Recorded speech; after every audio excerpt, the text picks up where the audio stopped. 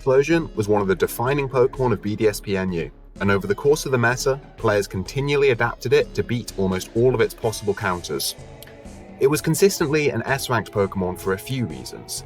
Base 100 is a great speed for the tier, and it had the combination of incredible power and eruption and a good range of coverage. This made it a premier offensive threat in the tier, and very difficult to switch into even for bulkier teams.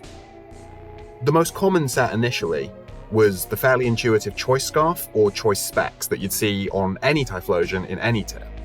Specs Eruption put serious dents and even fire resists, while Scarf was comfortably strong enough to revenge kill offensive threats and could easily clean up at the end of a game. This is all pretty standard stuff. A strong and fast special attacker in any tier will probably benefit from Choice Scarf or Specs. The prevalence of these sets was part of why Lantern was so popular, as it made a fantastic pivot which could come in on Typhlosion, then regain momentum with a slow Volt switch. It's mainly because of Lantern that Typhlosion sets in BDSP NU get a bit more interesting. Enter Mixed Expert Belt Typhlosion, running Eruption, Flamethrower, Focus Blast, and crucially, Earthquake. Even without attack investment, Expert Belt Earthquake does around half to the standard specially defensive Lantern.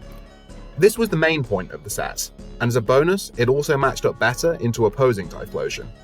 The ability to switch moves made it harder to play around Typhlosion with defensive cores like Regirock, Miltank, and Lantern, and what also contributed to the rise of this set was the ban of Aerodactyl, meaning that Typhlosion didn't have to be as fast, and it didn't have to worry about letting in that scary of a threat. A set that I actually helped bring to prominence as a response to Expert Belt Typhlosion was specially defensive Rest Talk Whiscash. While you can't pivot like Lantern, this Whiscash switched into anything the Expert Belt set wanted to do, and it was also an Electric immunity not threatened by Electivire's Earthquake. However, not even this Whiscash was safe from every possible Typhlosion. What I am about to show you occurred in the final week of BDSP Premier League.